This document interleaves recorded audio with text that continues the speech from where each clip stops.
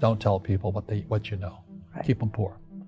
But, unfortunately, the poor will always be amongst us because it starts up here. It's in their words, and the words become flesh. But when they say, I can't afford it or I can't do that, they become what they say. And I made so many people, I can't afford it. You think I'm made of money?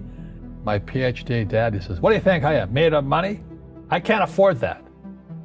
And my rich dad would say, that's why he's poor. Poor people say, I can't afford it, I can't do that, I don't have time. Because it's an escape. It's an escape, you know what I mean? It's easy to say, I can't afford it. Oh, I'm too tired. Oh, I can't go to the gym. When you could go to the gym. No, I can't. The truth is, I'm just too lazy to go to the gym. A question opens the mind, a statement closes the mind. See, when you say, I can't afford it, your mind shuts down, and you become what you say. But the thing is that we become creatures of our own habits. And until we break the habit, we don't change. Poverty is passed on. It's taught in families. And middle class is taught in families.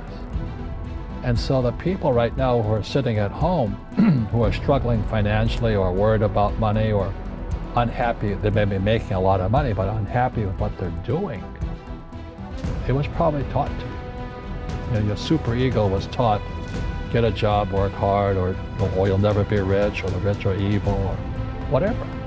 If you're poor, you'll always be poor. Just like most pro athletes, they make millions of dollars, and but 65% are bankrupt 5 years later. It's because they come from poor families. Now you tell them that, they get very angry at you. Not, it's the rich fault, you guys ripped me off. The government ripped me off. But unfortunately, it's passed down genetically. That's the fight. We've got to change what we teach our kids. So I remember raising my hand when I was 9 years old, talking to my fourth grade teacher, and I said, when am I going to learn about money? She says, a love of money is the root of all evil. We don't teach money at school. I said, why not? And she couldn't answer me, and she got very flustered. She says, go ask your father. He's my boss. My father was the head of education, PhD, all that stuff. I go home and ask him, I said, why don't we learn about money in school? And he looked at me and says, because the government doesn't let us teach that subject. The government tells us what we can teach and what we can't teach. And I thought that was strange. And I said, but aren't we going to school to learn about money? He says, no. Your job is to get a job. I said, but you get a job to earn money. He goes, no, you're supposed to just get a job. I went, no. Isn't the purpose of a job to earn money? He goes, you're correct. I said, so why don't I just learn about money?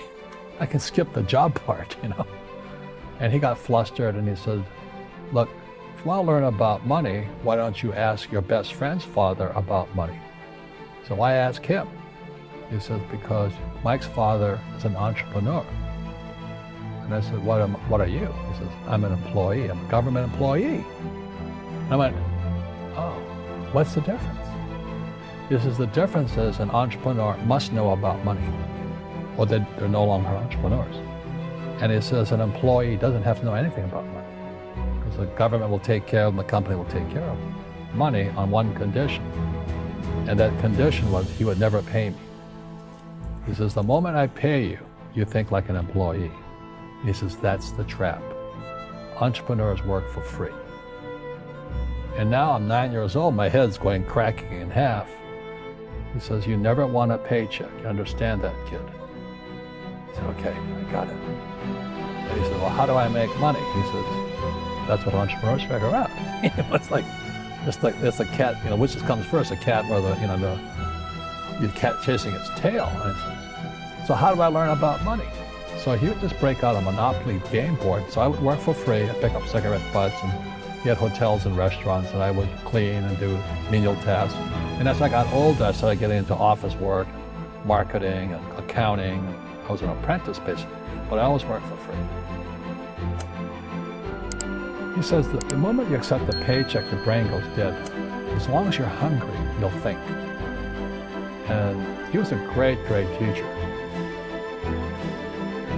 You see, most teachers in school They're out of ethics. They teach subjects they themselves don't practice. A fake teacher is somebody who just wants a job and they'll teach anything. They teach how to shine shoes if you pay them more money. But they really don't know what they're teaching. For example, my calculus teacher, went to military school in New York, and I asked the teacher, I said, I'm in my 3rd year of calculus now. I said, am I ever going to use this stuff? He goes, no. I said, why do you teach it? Because I get paid. I said, do you ever use it? He goes, no. And that's why, you have to, in life, one of the things I suggest to people, you got to find a real teacher versus a fake teacher. And a fake teacher is somebody who doesn't do what they teach.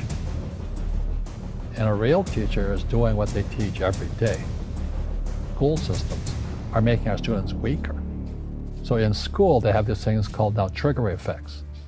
So you can't, as a teacher, you can't say anything that might upset the student. They don't want anything that might jar their point of view. So if I went into school, I'd be thrown out because I threaten them. And to me, isn't school about opening your eyes and minds to new ideas? But that's now out of the system. So everybody's got to be PC, politically correct now. And it's killing us. It's killing the brains of our kids. They're going backwards. But in their minds, they're more enlightened. If I didn't have ideas that shook me, I wouldn't learn anything new. But now these trigger mechanisms, we're actually making our students weaker in school. My success comes from spirituality, not finance. You see, people say, well, why don't you give the poor money? So the only problem with that is it just creates more poor people. You give a man a fish, you get a lot of people who want more fish, When you teach them to fish, we're more antagonistic, more antisocial. Social media is antisocial. That's the danger part. So the reason I'm speaking on spirituality, we got to evolve. It means meditation, it means yoga, it means praying, it means going to church, whatever it takes. But you got to get back to calm and peace and meditation. One generalized principle is emergence through emergency. So when you look at the word emergency, the base word is emerge. The only way humans evolve is via emergency. A big one's coming. And it's going to be, as we all know, our banks have ripped us off immensely. They're just a bunch of crooks. I don't know how they can live with themselves. But, the bankers rip off trillions, they get bonus in billions. Nobody goes to jail. That's the sickness of our society. So that's why I write about financial education. It's almost like self-defense. It's almost like taking judo against our own government and our own banking system and Wall Street. And people who are afraid of making mistakes, like they teach in school, they don't ever grow. Because spirituality is there's good and there's bad, there's right and there's wrong, there's up and there's down. Most people only want to be right, they only want to be positive. Well, you can't have that. That's not reality. Every time I failed, it was like, good. I said, okay, what have I learned? And the average person, the reason they're poor is they haven't failed. They play it so safe. They haven't made any mistakes like they taught in school. That means they don't learn anything. That's why the school system's actually fundamentally corrupt. It's anti-education. Don't make mistakes and don't ask for help. And if I didn't ask for help, I have my accountants, my attorneys, my bankers, and all that.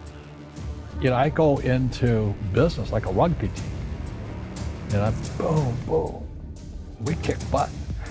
But the average guy is standing there, oh, I'm an A student, I'm going to do this all on myself. And a bunch of rugby players run you over, and you go, well, they're not playing fair. Yeah, well, you're playing stupid. You should have a team. You should have accountants, attorneys, and bankers, and all that stuff. But that's not the game I want to play. I said, then don't play the game. So what I say to young people is, you find your game.